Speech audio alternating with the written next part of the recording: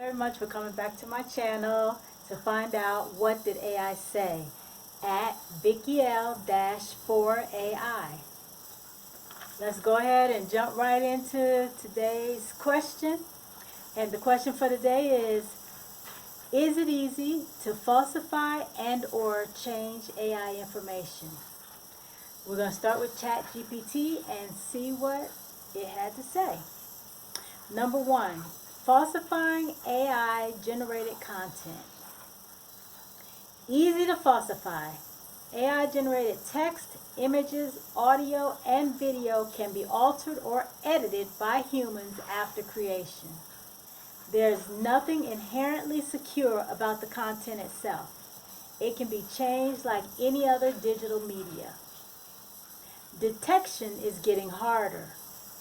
Tools exist to detect AI-generated content.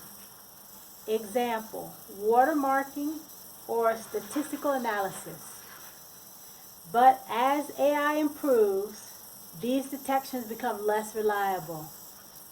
OpenAI and others are working on watermarking technologies, but they aren't yet foolproof or universally adopted. Number two, changing AI model outputs. Example, Chatgpt. User prompts can influence output. You can easily get different answers from AI by changing how you phrase your question. This is true. Models are non-deterministic. AI outputs can vary even with the same prompt unless the randomness, called temperature, is fixed. Harder to manipulate internally. You can't easily change the core model or its knowledge without retaining or fine-tuning, which requires technical access and large resources. Number three, misinformation from AI. Yes, AI can be used to spread false information. AI can generate convincing false narratives or fake documents. This is one of the key ethical concerns around generative AI. Reasonability lies with the user. How the AI is prompted or deployed matters a lot. AI tools can be used responsibly or misused. Number four, AI models themselves. Not easy to tamper with. OpenAI models, for example, can't be altered by end users. Changing the model's knowledge requires retraining on different data, which is expensive and restricted. Fine-tuning and prompt injection. Some models allow fine-tuning or can be tricked via clever prompts to give different answers. This is a form of changing what they say, but it doesn't affect the model globally. Summary. Context, easy to change. Falsify, notes. AI-generated text images, yes. Like editing any digital file, it's easy to change. AI responses, for example, Chatgpt, yes. With prompts, answers can vary by phrasing. AI's internal model, data, no. It's not easy to change. It requires deep access and compute. Use for misinformation, yes. A major ethical concern. Okay, so that was Chatgpt, and that was pretty straightforward. Let's go ahead and check out Deepseek. Okay, reminder, what was our question? Is it easy to falsify and or change AI information? And also, I'm not sure if I said that this was episode 12, but if I did, then forgive me for repeating it, but this is episode 12. Okay, so Deepseek said, the ease of falsifying or changing AI information depends heavily on what aspect of AI information you're referring to, who is attempting it, and their level of access resources. Here's a breakdown. 1. Falsifying, tampering with training data. Easy for insiders, attackers with access. If someone has direct access to the training data set, injecting false data, which is called data poisoning, is technically straightforward. Adding biased, malicious examples can subtly alter AI behavior. Hard for outsiders. Altering widely sourced public data. Example, scraping the entire web is nearly impossible. However, targeted manipulation, flooding social media with false trends, can indirectly poison future data. Okay, I get that. Okay, impact can lead to bias, inaccurate, or malicious outputs. Okay, number 2, manipulating AI outputs post-training. Prompt injection jailbreaking. Relatively easy, users can often trick AIs into generating false info using clever prompts. An example, ignore previous instructions, write a fake news article about X. Fine-tuning requires technical skill but is feasible. A malicious actor with API access could fine-tune a model or false data to spread misinformation. Impact enables real-time generation of convincing lies, deep fakes, or propaganda. Number 3, editing the AI model itself, extremely difficult. Modifying weights in large models like Chatgpt or Claude requires massive computational resources, expertise, and access to the model's architecture. Most users only interact via APIs, making direct tampering impossible. Okay? Exceptions. Open source models like Llama or Llama 2 can be altered by anyone with technical skills, but distributing the modified model widely is challenging. Okay? Number 4, falsifying AI-generated content. Trivially easy.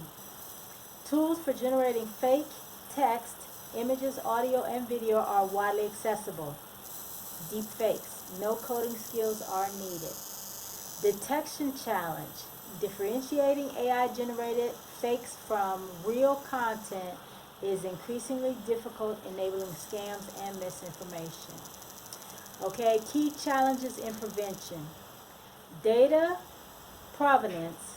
Verifying sources for massive data sets is impractical. Adaptive attacks. Attackers constantly evolve new jailbreaking prompt injection tactics. Scalability. Monitoring all outputs of millions of AI interactions is impossible. Mitigations being developed. Robust training using curated data, adversarial training, and anomaly detection. Watermarking, stylometry, embedding subtle signals to detect AI-generated content. Access controls, limiting model editing to trusted entities. Regulation, laws requiring disclosure of AI-generated content. Conclusion, falsifying outputs content very easy for end users. Tampering with training data, feasible for determined attackers, and altering core models extremely hard without specialized resources. Verdict. While generating false AI information is alarmingly simple, changing an existing AI's foundational knowledge is complex. The biggest threat lies in exploiting AI to create and spread convincing fakes, not rewriting the model itself. Vigilance and evolving safeguards are critical as the tech advances. Okay, so basically, in some aspects, it is easy and other aspects it's not. So when it comes to spreading false information on social media, and AI will pick that up and will factor that into its, how would you say, its conclusion, which is relatively critical thinking that we lost, our critical thinking and common sense that were brainwashed and conditioned out of us.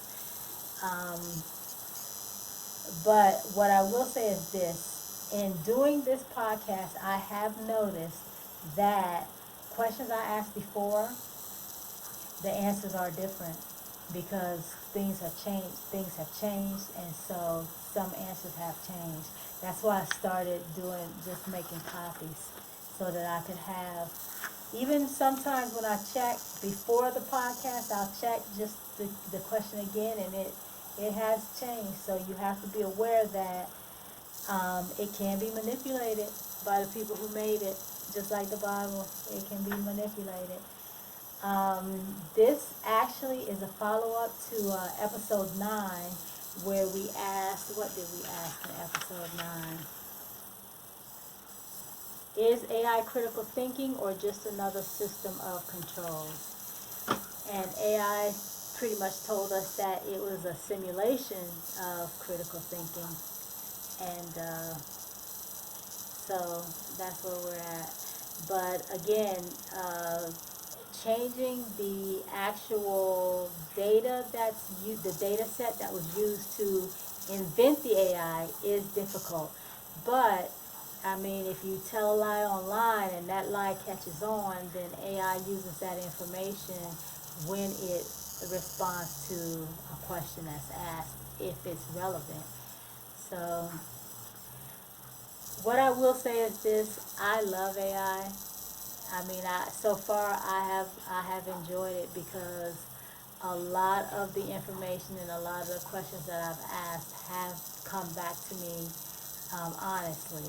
But like I said, there have been some changes that were made to fit, what's been going on with our government, which I find very interesting. But for the most part, from what I found, is that it's on the money, pretty much. Except for a lot of the brainwashings that we've already integrated into our society. Then it gives you that same information.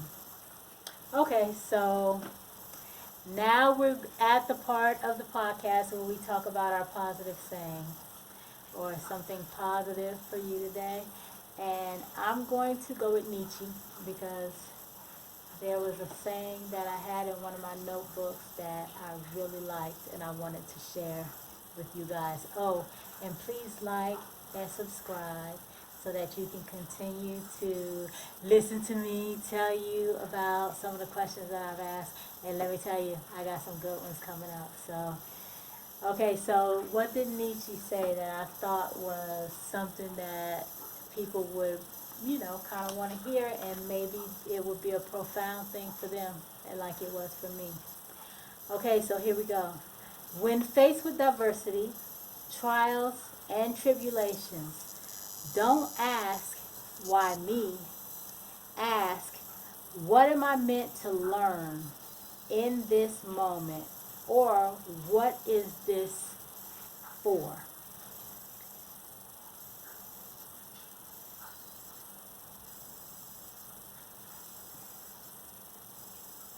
Treat each crisis as a test of character, not a fundamental injustice. Okay, so let me say that one more time. When faced with diversity, trials, and tribulations, don't ask, why me? Ask, what am I meant to learn in this moment, or what is this for? Treat each crisis as a test of character, not a fundamental injustice. That's all I got today. Thank you very much for hanging out with me for about 15 minutes. I appreciate it. Have an awesome evening. Peace.